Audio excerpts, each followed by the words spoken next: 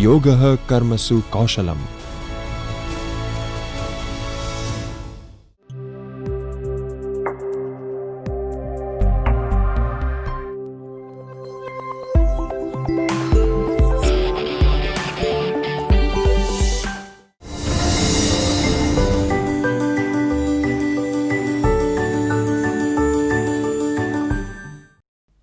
Dear learners, once again welcome to this MOOC course on fish and fisheries.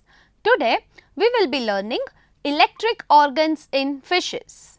The chief objectives of today's learning are to brief electric organs in fishes as a special adaptation capable of generating electric current, to classify electric fishes depending upon the intensity of their electric discharge, to detail origin, location and structure of electric organs in fishes, to study the working mechanism of this organ, to discuss different types of electric organs in fishes, to understand the biological significance of this versatile organ and to summarize the lecture.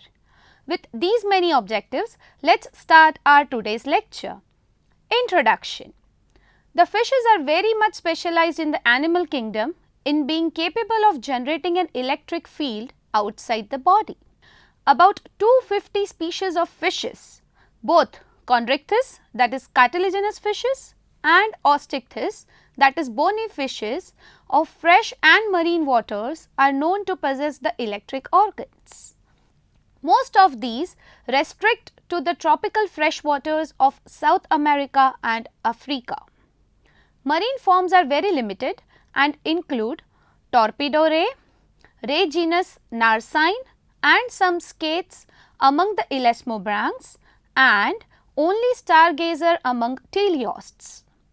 The cartilaginous and bony fishes are far related to each other and have probably evolved the electric organs independently of each other. The electric organs in fishes are highly specialized structures that enable their possessors to generate, store or discharge the electric current. These organs discharge electric shock and are not specific to any class. Different species use these organs for different functions. All the electric fishes produce electricity from an organ called an electric organ. The electric organ contains electrically excitable multinucleated cells called electrocytes, which receive simultaneous command signals from the brain to fire. At the moment of firing, the electrocytes located in electroplates are symmetrically polarized, acting as serially connected batteries. The simultaneous firing of electrocytes results in electric organ discharges abbreviated as EODs, which are emitted in surrounding water. Electric fishes are conveniently divided into two types.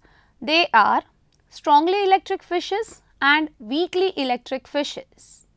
The discharge of a strongly electric fish is so large that it is painful to handle the fish.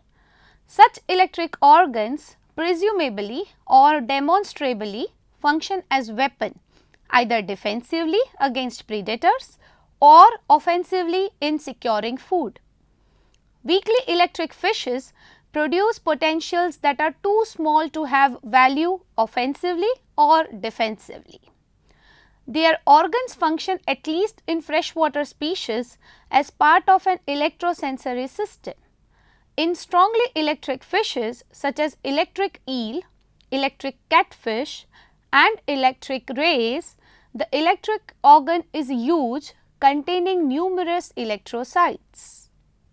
Therefore, the discharge voltage can reach as high as 600 volts. In weakly electric fishes, which use electricity for navigation and communication, the discharge voltage is small, often less than a volt.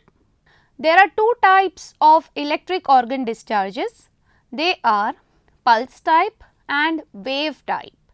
All strongly electric fishes and some weakly electric fishes are pulse type electric fishes. They discharge short electrical pulses intermittently. Some weak electric fishes are wave type. They produce wave-like continuous electricity. Some strongly electric fishes also have weak electric organs.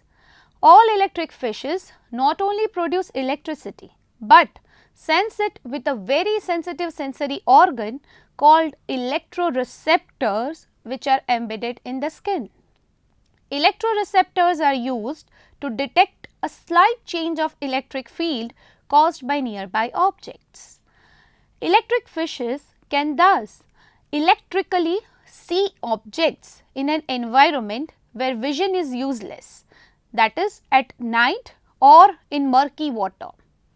This process is called active electrolocation because the source of electricity that they use for electrolocation is their own electric organ. By the combination of electrogeneric and electroceptive capabilities, some electric fishes are known to communicate with each other via electric signals. Some fishes can only sense electricity but cannot produce electricity. These fishes are also categorized as electric fishes. They are sharks, rays, skates, catfish and paddlefish. These fishes can sense very weak electricity generated by prey animals. Sharks can find a small fish buried in sand by weak electricity given off by the prey. This type of electrolocation is called passive electrolocation. Moving on, let's study types of electric fishes on the basis of intensity of discharge. On the basis of intensity of discharge, the electric fishes are mainly categorized in three groups. They are strongly electric fishes, weakly electric fishes and fishes that can only sense electricity. Strongly electric fishes. Those producing discharge of large potentials are termed as strongly electric fishes. Examples include electric eels, electric catfishes and electric rays. Weakly electric fishes. Those producing discharge of small potentials are known as weakly electric fishes. Example, knife fish and elephant nose fish, and fishes that can only sense electricity. Examples, sharks, rays, skates, catfish and paddlefish. Group 1, that is strongly electric fishes, produce very large potentials of high frequencies in the form of a regular series of small groups of pulses which travel like waves. These fishes emit a continuous, nearly sinusoidal voltage with a very brief interval in between and between the two organs.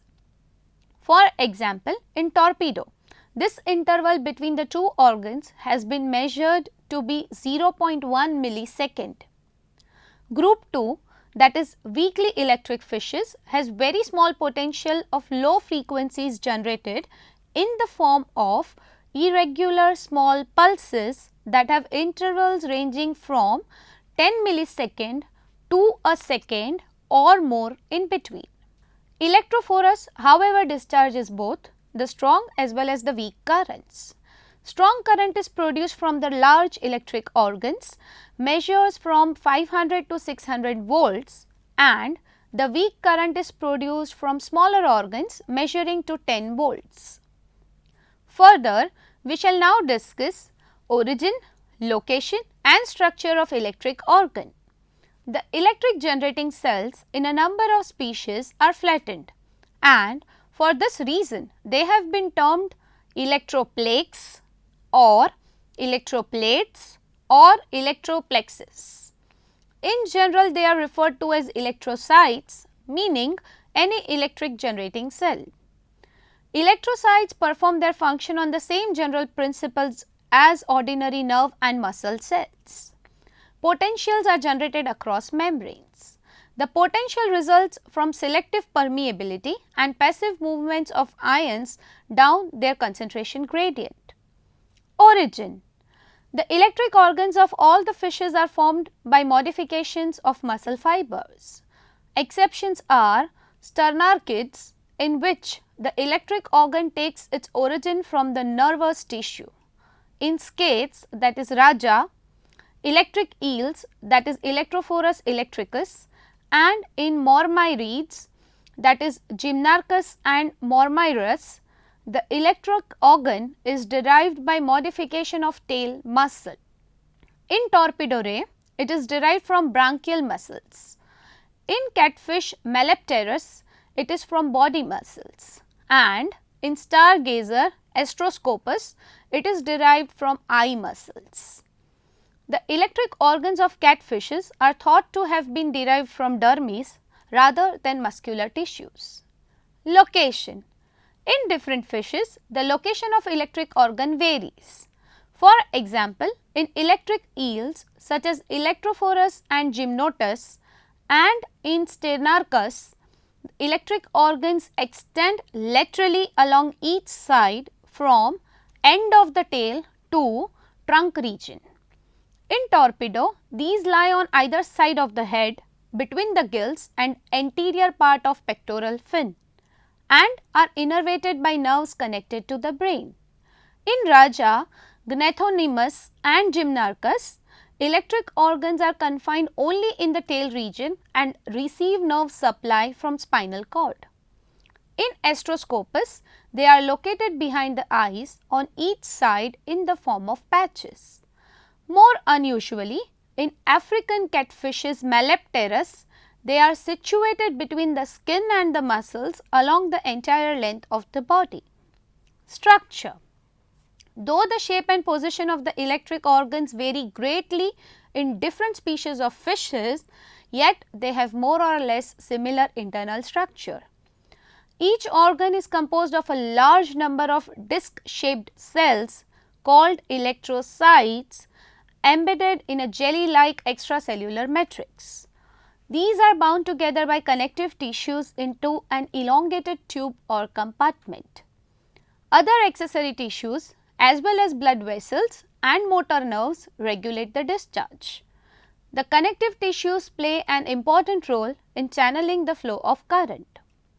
One phase of each electrolyte is supplied by nerve fibers and the jelly receives blood capillaries.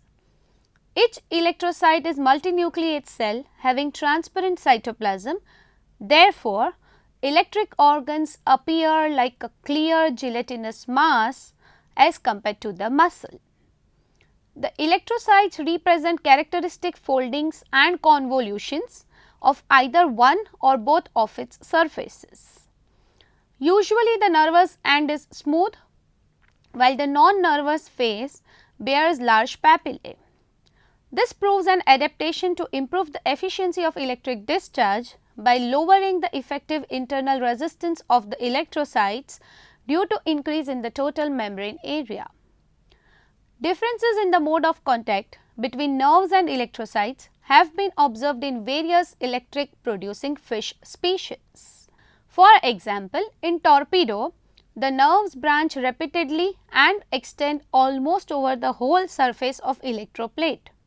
In South American electric eel, Electrophorus electricus, the area of contact is considerably reduced, in which the nerves end on a number of short papillae. In Mormyrus, the points of contact are further reduced, while in African Melepterurus electricus, the contact is at only one point. So, after studying the origin, location and structure, now let us understand the functioning mechanism of electric organ. The current is believed to be generated mostly by the modified muscle end plate on the nervous side of electroplates. Small potentials arise by membrane depolarization as found in normal muscle fibers and nerve cells. At rest, the two surfaces of cells of electroplates, that are nervous and alveolar, remain positively charged outside and relatively negatively charged inside. It is because at rest the permeability of membrane to potassium exceeds the sodium membrane permeability, resulting into faster potassium outwards than the diffusion of sodium inwards, and a resting potential of 100 millivolt is achieved. As soon as the stimuli comes to the nervous face of electroplates, that is cells, the phase becomes depolarized owing to the movement of positively charged sodium inside the membrane. It is because upon receiving the stimulus, the permeability of the membrane to sodium increases, with the result that local influx of sodium is generated. This large influx inverts the membrane potential and excites adjacent membranes to depolarize. As a result, the disturbance propagates over electroplate, that is cell surface, and the smooth innervated cell surface depolarizes. The resulting sodium flux across the smooth surface into the cell and potassium leakage across the rough surface and out of electroplate yield a net positive current which travels from nervous to non-nervous, that is rough phase.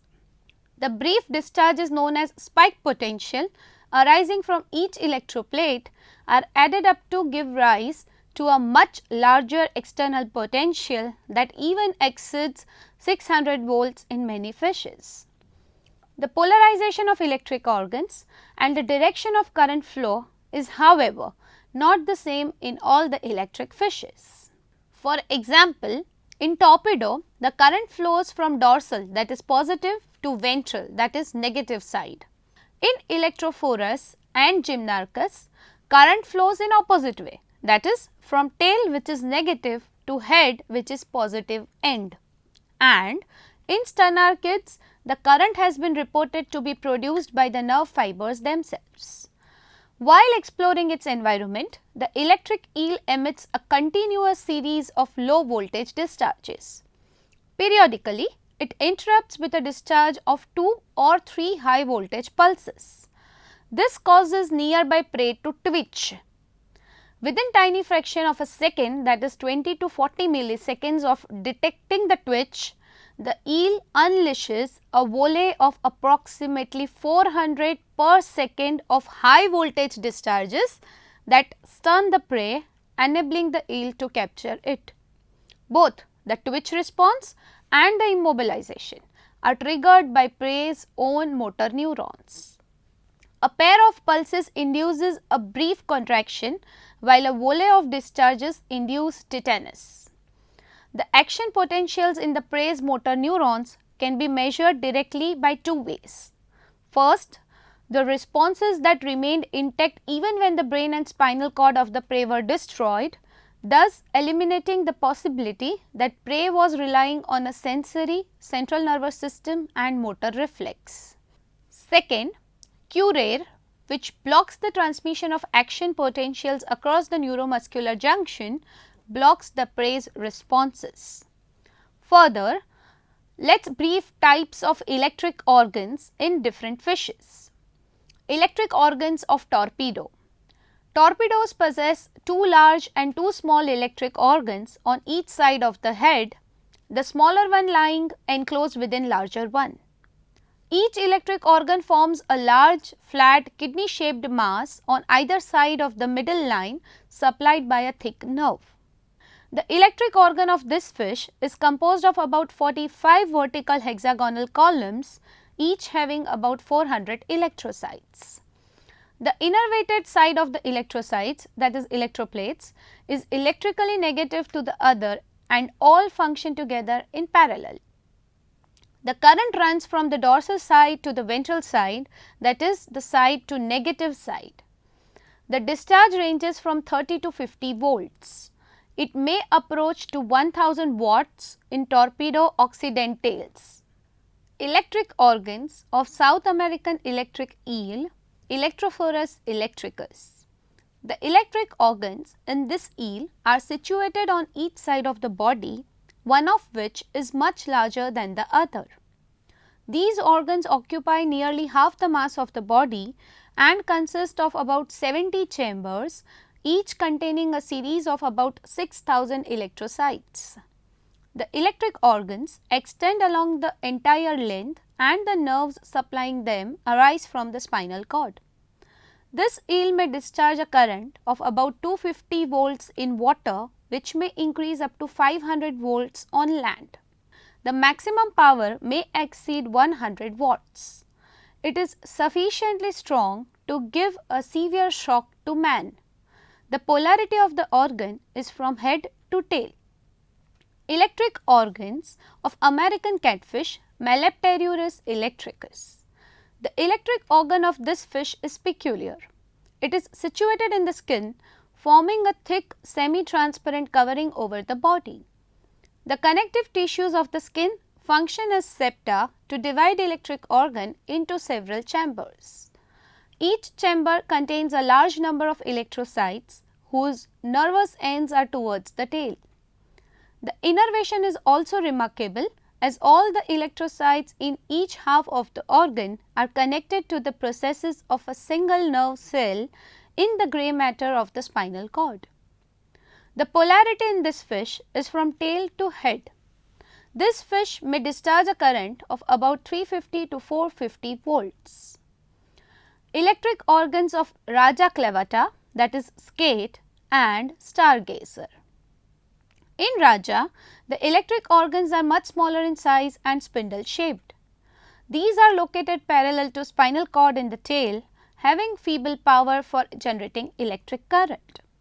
In stargazer Astroscopus, the electric organs are complicated in the form of two small oval patches behind the eye and are capable of producing quiet painful intensity.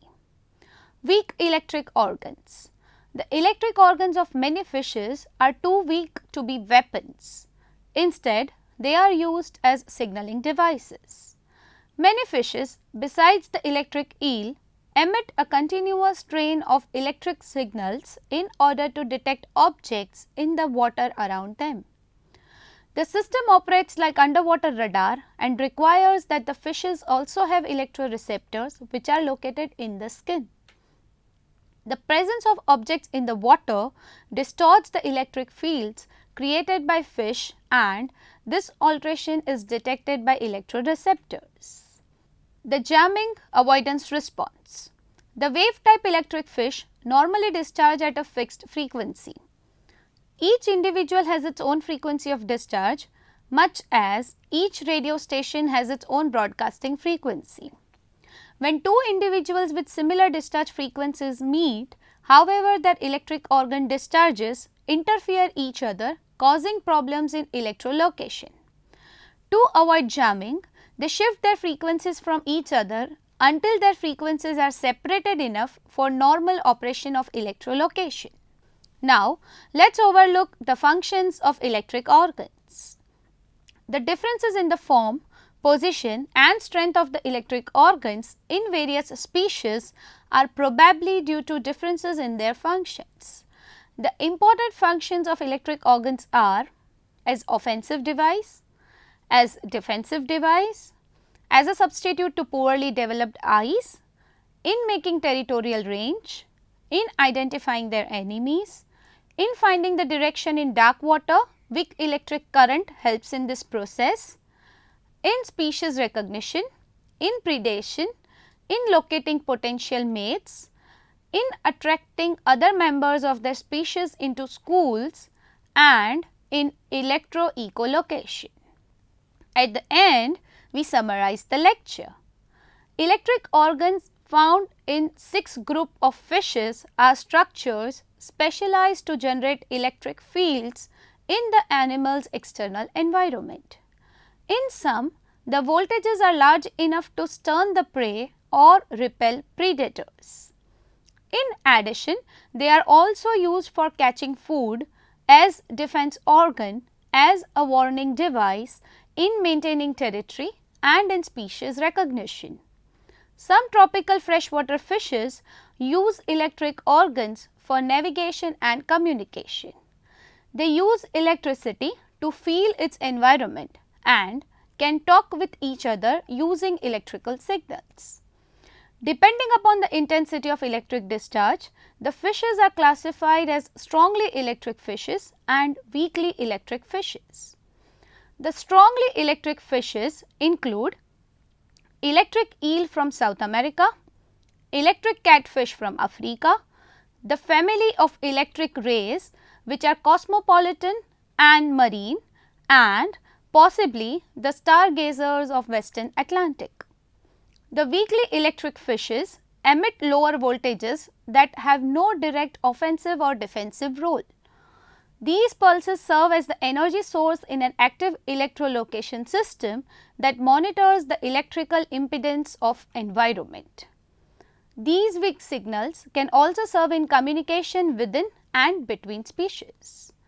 The three groups of weakly electric fishes are South American knife fishes, the Gymnotiformis, which include electric eel, the African Mormaeriformis, and the cosmopolitan marine skates Ragidae. Each group contains many species. The electric eel and some torpedinids have both strongly and weakly electric organs. Thank you.